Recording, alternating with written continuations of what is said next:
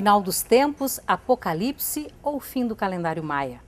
O ano de 2012 já está marcado no inconsciente coletivo como uma data que, no mínimo, levanta uma grande expectativa. Tem até dia derradeiro e hora marcados, 21 de dezembro, 11 horas e 11 minutos.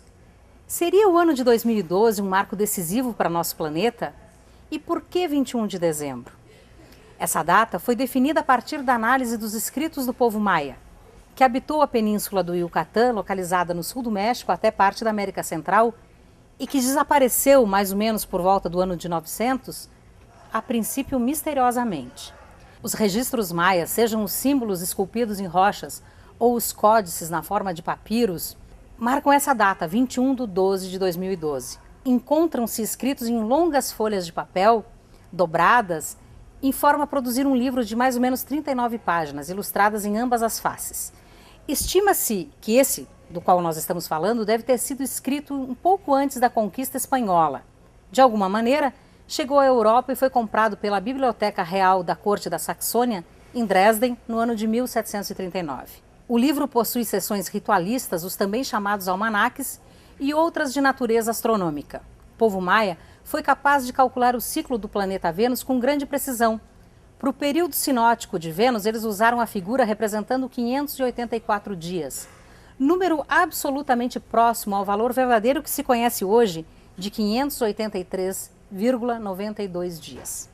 Dentre os inúmeros calendários que usavam, existe um onde a contagem do tempo baseia-se em 13 ciclos lunares de 28 dias por ano solar, perfazendo 364 dias, mais um dia chamado fora do tempo. O ano ficava assim dividido em 13 meses de 28 dias, com um dia no meio, chamado dia fora do tempo, utilizado para celebrações, dedicado a celebrações. O novo ciclo iniciava-se então em 26 de julho, com o nascimento astronômico de Sírius, que se eleva no horizonte juntamente com o Sol.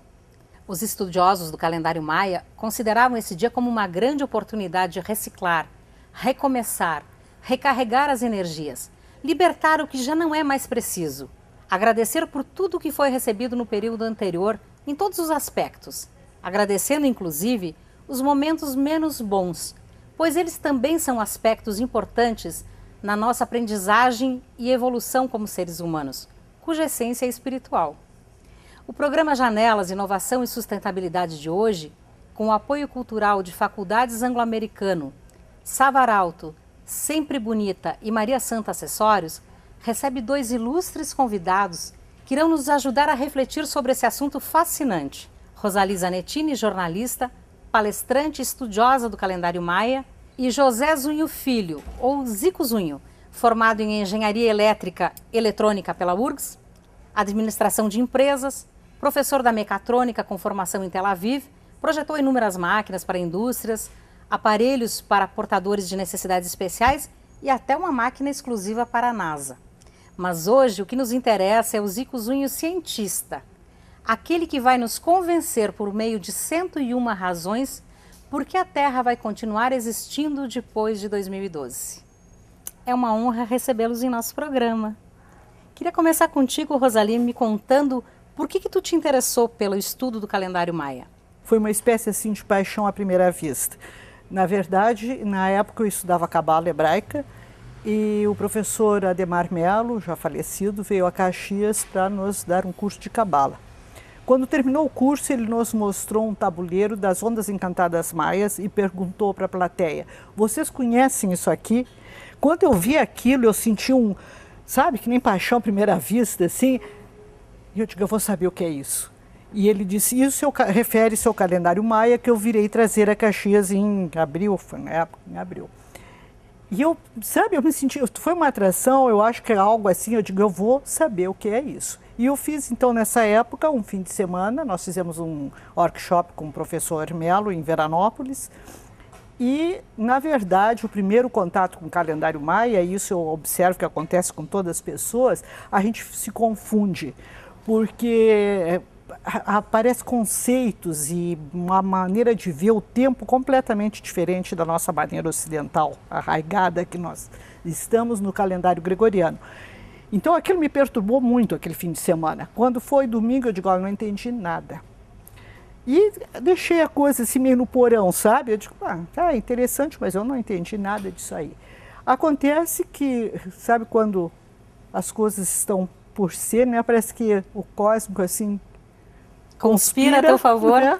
E passado uns tempos, num dia de inverno muito frio, chuvoso, apareceu na minha casa 2 pessoas, um casal, amigo, e chegaram lá e me disseram, nós viemos aqui para tu nos ensinar sobre o calendário maia.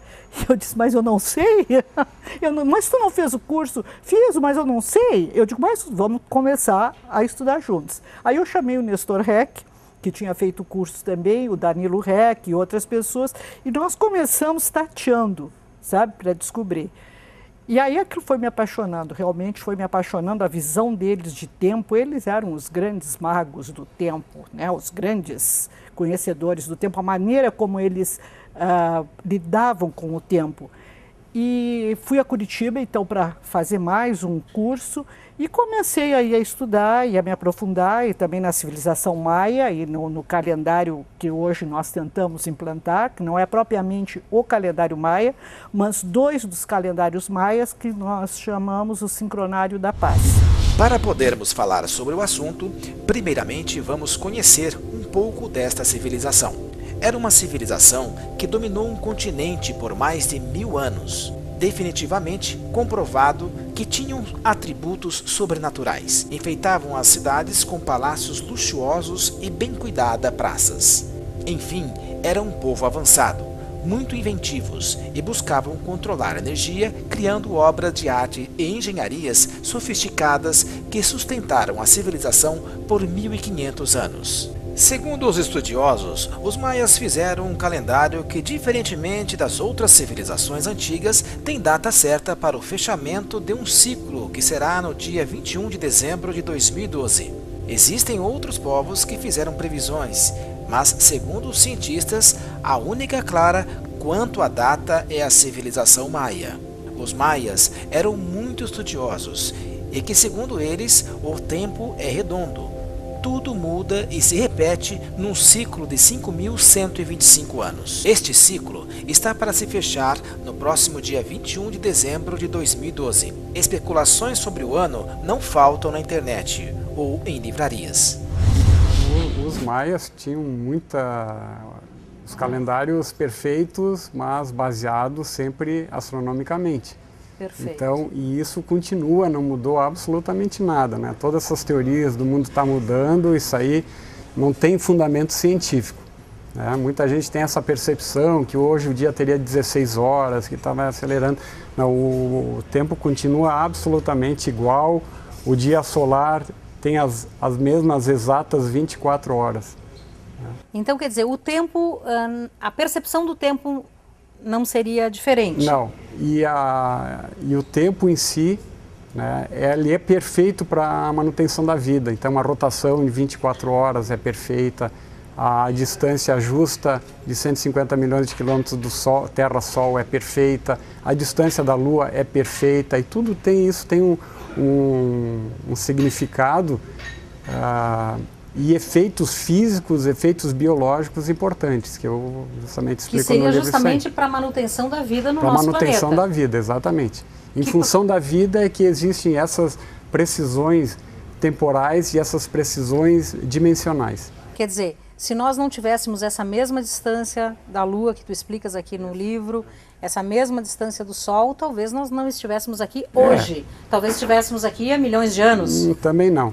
Também não. Por exemplo, a Lua, antigamente, quer dizer, bilhões de anos atrás, estava tão próxima da Terra que as marés eram colossalmente fantásticas, ou seja, lavavam os continentes. Os continentes, não a praia, né? Sim. Hoje a maré ela é absolutamente perfeita para a diversificação da vida e para oxigenar lagoas, para trazer o plâncton, ou seja, animar trocar os micro-organismos e manter a vida, né? Ou seja, nem de mais nem de menos. Precisa das marés, mas não demais. Ou seja, a Lua está na posição perfeita. Mas essa não é a principal função da Lua. A principal função da Lua é manter o eixo da Terra em justos 23,5 graus. Ou seja, que é perfeito para a vida. Se fosse um pouquinho mais, os polos degelariam no inverno, né, aniquilando com vidas como ursos polares, pinguins. Se fosse um pouco a menos, a diversidade de vida, diversidade biológica seria muito menor. E esse aquecimento, no caso, a gente comentou agora sobre, né, o degelo, e esse aquecimento previsto, então, para se acelerar agora, nos próximos anos, tem algum perigo assim real? O perigo real, claro, é a longo prazo. A mudança climática, tanto para mais como para menos, é nefasta para a humanidade, né? O efeito estufa, ele é providencial. É muito importante que tenha o efeito estufa. Se não fosse efeito estufa, não teria vida na Terra. Ou seja, gases que são constituídos da atmosfera de uma maneira perfeita e equilibrada, de todos os gases têm a sua função, são justamente para armazenar esse calor, ou seja, transformar essa energia luminosa em calor. Essa energia que vem do Sol e manter a Terra aquecida nos perfeitos 15 graus em média no planeta.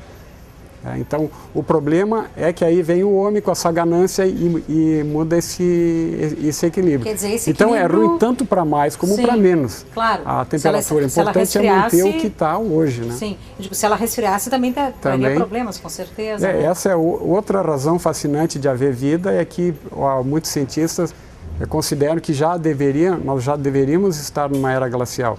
Ou seja, nós vivemos num dos grandes períodos interglaciais que se conhece na história de arqueologia. Então, essa é mais uma das razões da permissividade para ter vida aqui no planeta. Esse assunto vai ter que ficar para o segundo bloco, porque ele é longo, interessante, e nós precisamos agora entrar num intervalo para os nossos apoiadores. Não saia daí.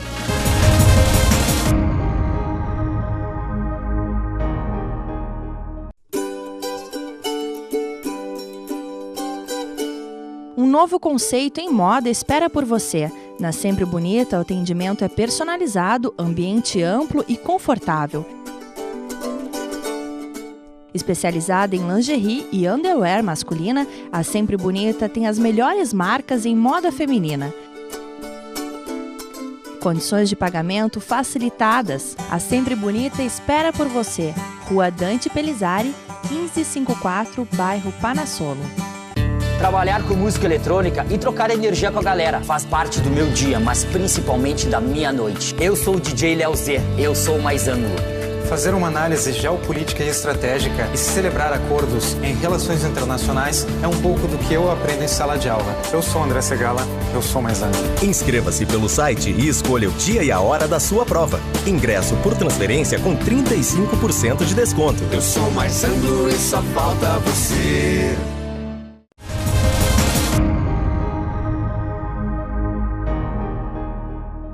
Estamos de volta com o programa Janelas, Inovação e Sustentabilidade, falando hoje sobre 2012. 21 de dezembro, 11 horas e 11 minutos.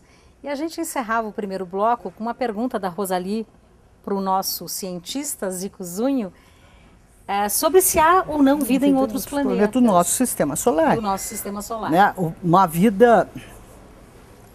Aí vida provavelmente há, porque a vida permeia todo o universo, não é possível que não exista vida.